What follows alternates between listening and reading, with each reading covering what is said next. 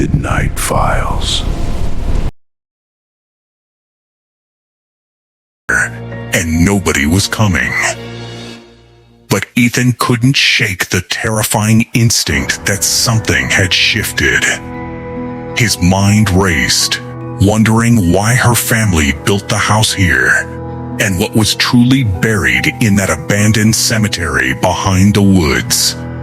Before he could process the thought, a strange, low, vibrating frequency began to thrum through the floorboards.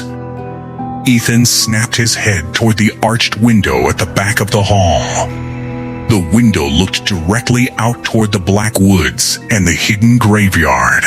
It was a sound that didn't belong to any wild animal, a deep, wet, raspy breathing that seemed to echo from the earth itself. The howling wind outside intensified, slamming the heavy wooden shutters against the stone walls with violent, explosive cracks. Ethan shouted for Ryan to look at the candles, pointing at the dining table. The flames were turning a sickly, fluorescent blue, casting long, distorted shadows across the ancient portraits on the walls. The wind outside grew so ferocious that the glass in the windows began to crack, threatening to shatter into a million pieces. Panic finally took over Ryan's face as he yelled that he would close the shutters. He bolted toward the window, throwing his weight against the frame to seal out the storm. The moment the latch clicked into place, the howling of the wind was muffled, leaving the room in a suffocating, pressurized silence. Suddenly, a violent thud rattled the glass right in front of Ryan's face. Something heavy had slammed against the outside of the window.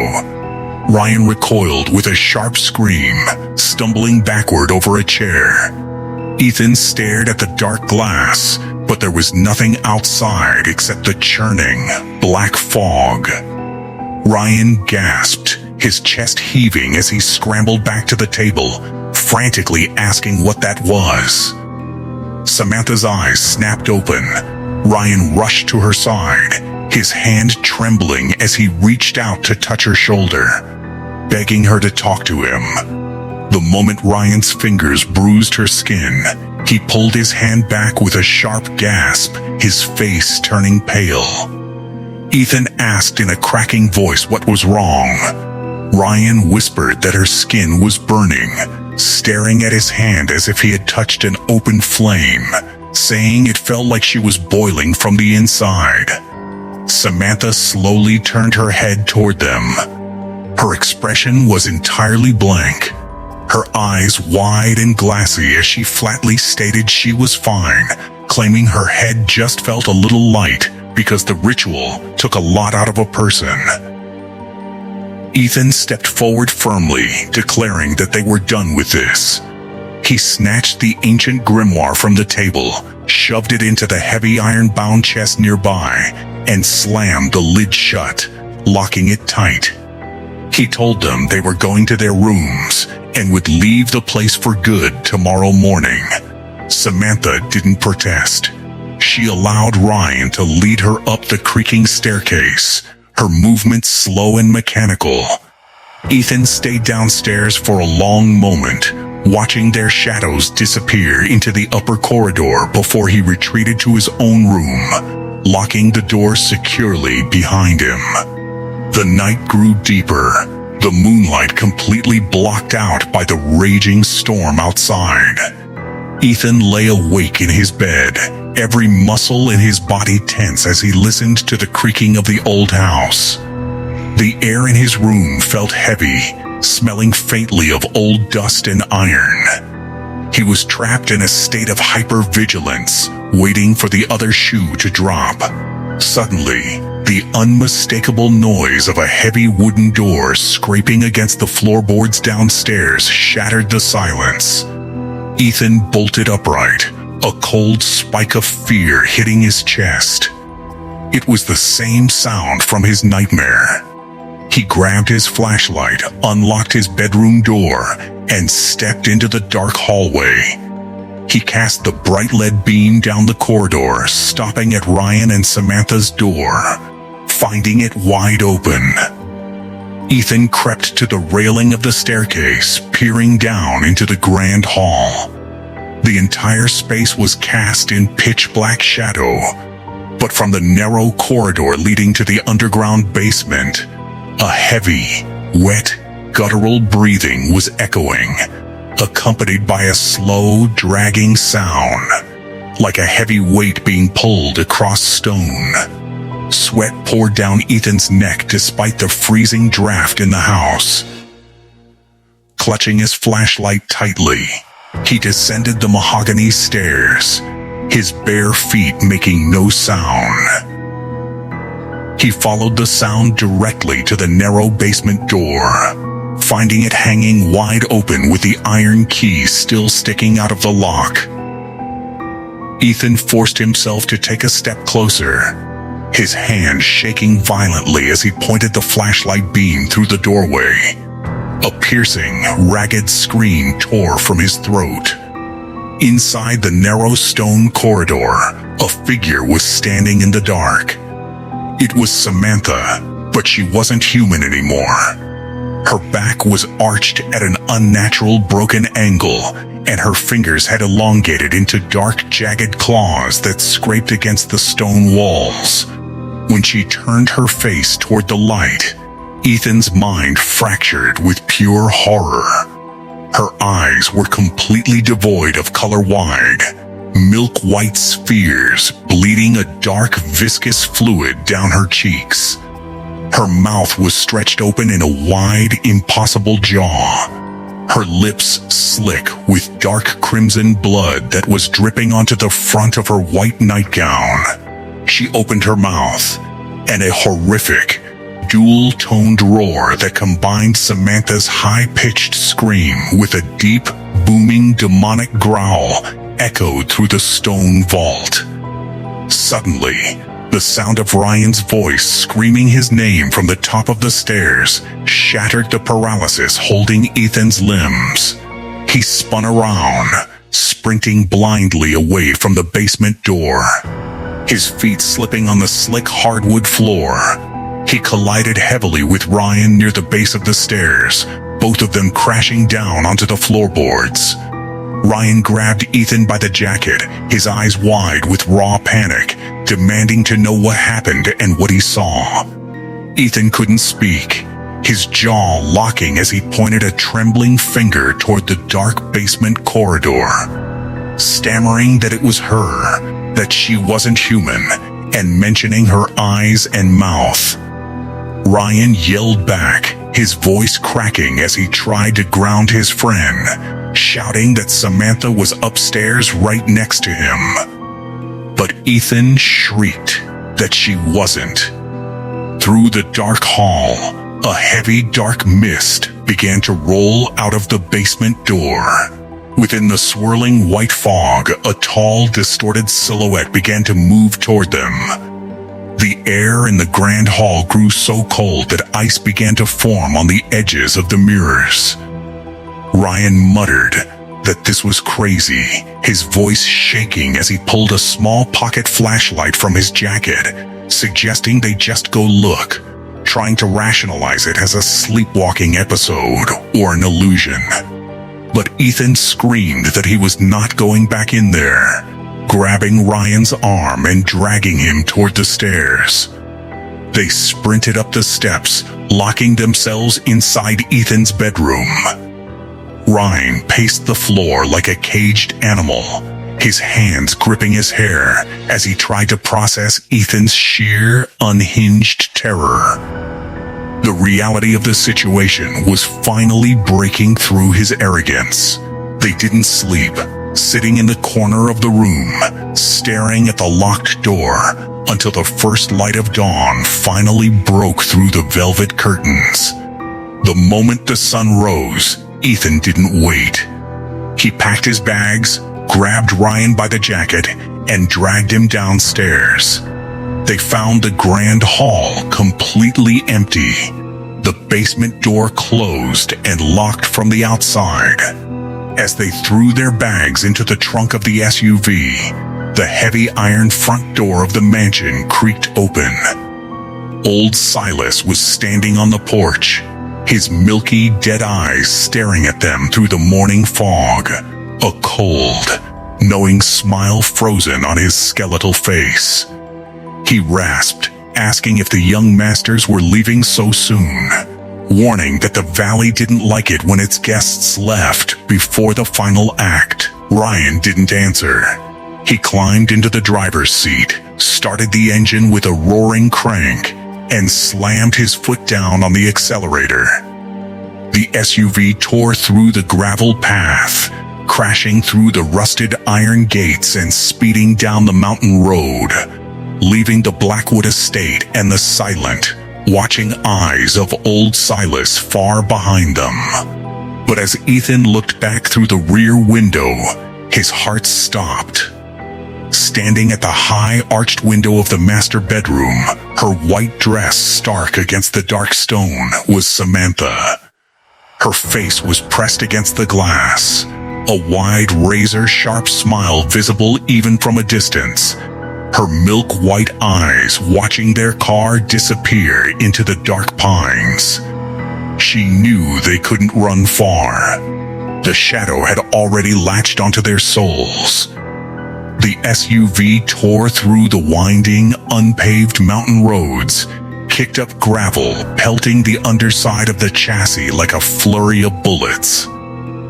Behind them, the dark silhouette of the Blackwood estate finally shrank into the morning fog. But the heavy, suffocating dread inside the car didn't lift.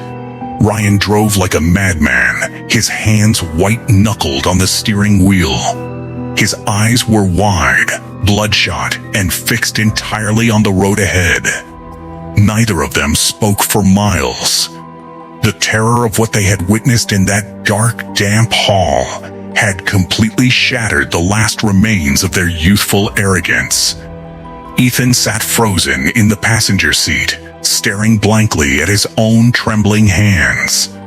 Ryan finally choked out that they needed to stop, his voice cracking under the weight of his rising panic as he wiped a streak of cold sweat from his forehead with the back of his hand. He panicked, saying they needed people and a town because he couldn't keep driving with that heavy feeling in his chest. But Ethan whispered for him not to slow down, keeping his eyes still locked on his hands, pleading to just get them out of those woods, warning that if they stopped, she would catch up. He reminded Ryan that he saw her at the window, and that she knew they ran. Ryan yelled back, telling him to shut up about the window, his voice echoing sharply inside the cabin as he slammed his hand against the steering wheel, his breathing ragged. He tried to rationalize that she was just sleepwalking, and that it was a breakdown, arguing that the lights and the fog were an illusion. Ethan didn't argue, knowing Ryan was just screaming to drown out his own sanity slipping away. After what felt like an eternity, the dense, suffocating pine forests of Blackwood began to thin out. Ahead, through the morning mist, the weathered wood and rusted metal roofs of Oakhaven, the isolated township at the base of the ridge, came into view. It was a bleak, decaying town, populated by tight-lipped locals who lived in the shadow of the mountains. Ryan slammed the brakes, bringing the SUV to a grinding halt in the center of the muddy town square. The moment the engine died, a heavy, eerie silence descended upon them. Ethan pushed his door open, his legs shaking violently as his boots hit the damp earth. A few locals, wrapped in heavy flannel coats, stopped in their tracks.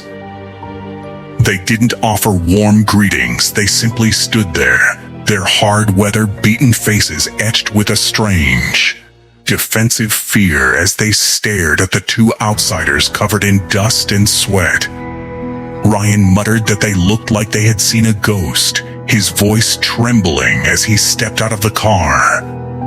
But Ethan whispered back, looking around the town square, saying that they looked like they knew exactly what lived up on that ridge. Desperate for answers, they made their way toward the small, wooden community hall where the town's elder council gathered. Inside, the air smelled of stale tobacco and damp firewood. Sitting by a stone hearth was Elder Joseph, an old man with deep-set cynical eyes taking a slow draw from a carved wooden pipe. He exhaled a thick cloud of gray smoke, his sharp gaze locking onto Ethan and Ryan the moment they stepped into the room. The locals who had followed them inside gathered in a tight, protective semicircle around the hearth, their expressions dark and hostile. Elder Joseph spoke in a deep, gravelly voice entirely devoid of sympathy, telling them they shouldn't have opened that iron-bound chest. He didn't even ask what happened because he already knew. He explained that the mansion wasn't built for luxury, but was built as a cage. He revealed that 35 years ago, the Blackwood family tried to bargain with the entity that walks the deep trenches of the valley, the Skinwalker, describing it as a demonic parasite that strips a human soul clean and wears the flesh like a tattered coat. The room grew suffocatingly cold as Joseph spoke. Ryan gripped the edge of a wooden table, his face turning an ash gray, nervously asking what happened to Samantha. Elder Joseph took another slow pull from his pipe, his eyes reflecting the dying embers of the fire, coldly stating that the girl they brought up there was gone. He explained that the moment the blood-red eyes wake up inside the host, the human soul is digested, leaving a corpse being piloted by an ancient malice.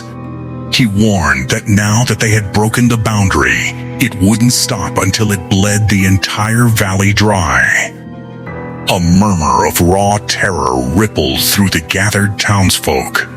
Women pulled their shawls tighter around their shoulders, and men muttered dark curses under their breath. Suddenly, a voice shouted from the back of the room, demanding to get them out of there because they brought the curse down on the town. The voice panicked, saying that if that thing came hunting, it would slaughter their livestock and kill their children, screaming to drive them back up the ridge. The hostility in the room exploded into an aggressive uproar. Sensing the physical danger, Ryan grabbed Ethan by the arm, dragging him out of the community hall into the cold rain. They scrambled back into the SUV, the heavy thrum of the engine offering a desperate shield against the shouting locals chasing them to the edge of the town square. They drove blindly toward the highway leading back to the city, but the dark cloud had already followed them. By the time night fell again, they were back in their own familiar apartment, miles away from Blackwood. But the city offered no comfort. Every shadow in the corner of the room looked like a reaching claw, and every creak of the floorboards sent a spike of adrenaline through Ethan's chest. He couldn't sleep, sitting on the edge of his bed, his eyes fixed on the digital clock on his nightstand as it struck 3:14 a.m. Suddenly, his phone buzzed with a local news notification from the Oak Haven area. Ethan's fingers trembled as he tapped the screen. The headline made his stomach turn, reporting that the local estate caretaker was found dead in the Blackwood woods. Ethan's breath hitched as he read the gruesome details. Old Silas had been found near the rusted iron gates of the mansion. His body had been torn apart with animalistic ferocity, his throat completely crushed, and his chest ripped open. The coroner's report noted that the wounds looked like they had been inflicted by jagged, human-like teeth, and his wide, staring eyes were frozen in a look of absolute, unadulterated terror. Ethan dropped the phone onto the mattress, his breath coming in short, suffocating gasps. He knew it was a warning. The demon had slaughtered its own caretaker just to show them that no one was safe. 2 months passed in a blurred, paranoid state of hypervigilance. Ryan had completely stopped attending university, locking himself inside his family's secure estate, while Ethan became a ghost of his former self, checking the locks on his doors every single hour. To cope with the isolating terror, Ethan had grown closer to Rachel, a girl from his lit class who had a gentle, empathetic soul. He hadn't told her about Blackwood, wanting desperately to protect her from the dark rot consuming his life. It was a Tuesday afternoon when the doorbell rang with a sharp ting-tong. Ethan flinched violently, his hand dropping the book he was holding. His heart hammered against his ribs as he crept toward the front door and brought his eye to the peephole, his breath freezing in his throat. Relief washed through him so sharply his knees buckled when he saw it was just Rachel standing on the porch, holding a bag of groceries. He unlocked the heavy iron deadbolts, pulling the door open with an aggressive yanking motion, and dragged her inside, locking the door behind her in a flurry of metallic clicks. Rachel stumbled forward, looking at him with wide, deeply concerned eyes, asking what was wrong with him, pointing out his shaking hands, and questioning why he kept the house completely locked up like a vault in the middle of the day. Ethan slid his back down the heavy oak door, burying his face in his hands as a ragged sob escaped his throat, confessing that he couldn't keep pretending everything was okay because something evil was following him. Driven by sheer exhaustion, Ethan pulled Rachel up to his bedroom, clicked on his laptop, and pulled up the old journal entries, newspaper clippings, and photographs of the Blackwood Mansion. Sitting on the edge of the bed, he poured his soul out, confessing every single horrific detail of what had happened to Samantha, Ryan, and himself 2 months ago. Rachel sat perfectly still, her face turning pale as she looked at a photograph of Samantha's striking, beautiful face on the screen. Ethan whispered that he didn't expect her to believe him because it sounded like insanity, but he insisted she wasn't human anymore, declaring she was a demon. He confessed he was terrified that because Rachel was close to him, she would target her next. Crying that he couldn't lose her, Rachel reached out, her warm fingers wrapping tightly around his cold hand. She brought his palm to her cheek, her eyes shining with absolute devotion as she promised she was not going to leave him to fight this alone, declaring she didn't care how terrifying it was, and vowing they would find a way to fix it. For a few fleeting moments, wrapped in her warm embrace, the cold weight of the curse seemed to lift from Ethan's shoulders. He closed his eyes, letting his guard down for the first time in 60 days. Deep inside the house, the atmosphere changed instantly. The temperature plummeted, turning the air in the bedroom icy cold. A low, wet, rhythmic scraping sound echoed from the ground floor as slow, heavy footsteps began to ascend the wooden stairs, moving toward Ethan's bedroom door with terrifying precision. Ethan froze mid-breath, his eyes stretching wide in the dim light. Rachel noticed the sudden rigidity in his posture, her own breath catching in her throat as she heard the footsteps stop right outside the bedroom door. Ethan slowly turned his head toward the window. The heavy curtains were drawn, but through the gap in the velvet fabric, a dark, elongated shadow was stretched across the glass pane from the outside. The shadow shifted, a pair of sharp, jagged claws pressing against the glass, creating a high-pitched, agonizing screech.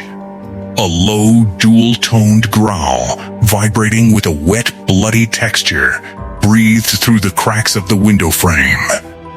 Ethan lunged forward, grabbing Rachel by the arm and pulling her toward the attached bathroom, screaming for her to get inside, lock the door, and not look back. He shoved her inside the bathroom, slamming the door shut just as a violent, explosive shatter echoed through the bedroom. The window glass disintegrated into a million pieces as a freezing tufani wind roared into the room, blowing the curtains wildly. Ethan scrambled backward against the bathroom door, his jaw locked in pure horror. Standing in the center of the shattered glass, her white gown fluttering like a burial shroud in the freezing wind, was Samantha. Her skin was scorched, cracked, and blackened like charred wood, and her milk-white eyes were bleeding a dark, viscous fluid down her pale cheeks. She opened her mouth, revealing rows of sharp needle-like teeth, a wild, unhinged peal of dual-toned laughter tearing from her throat. She cackled, asking if he thought he could run from her, taunting him about trying to replace her with a human creature, loudly declaring that he belonged to the valley and belonged to her. She lunged forward, her long, jagged claws extending as she reached for his throat. Ethan shrieked, ducking to the side as her claws ripped through the thick wood of the bathroom door like paper.